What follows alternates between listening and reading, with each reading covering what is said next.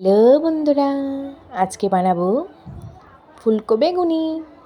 তাই চাল নিয়ে নিলাম আর ডাল নিয়ে নিলাম। এখন এগুলো একটু ভিজিয়ে রাখবো, 2 ঘন্টা ভিজিয়ে রাখবো। জল দিয়ে দিলাম, জল দিয়ে এখন 2 ঘন্টা ভিজিয়ে রাখবো। তারপর বেগুনগুলো কেটে নিলাম। এখন একটা মিক্সিতে ব্লেন্ড করে নেব চাল আর ডালটা।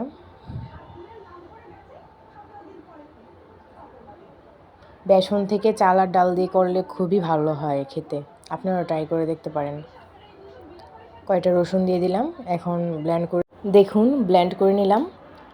এরকম একটা গাঢ় ব্যাটার করে নিলাম। তারপর হলুদ আর লঙ্কা দিয়ে দিলাম।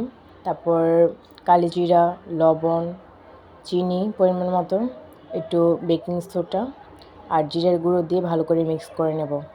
এখন কড়াইতে তেল দিয়ে একটা একটা করে বেগুনিগুলো ভেজে নেব।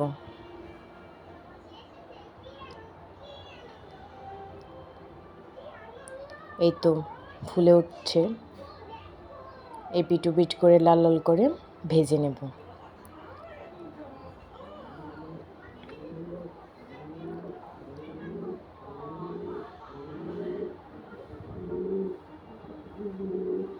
এই তো ভাজা হয়ে গেল, রেডি হয়ে গেল ফুলকো বেগুনি।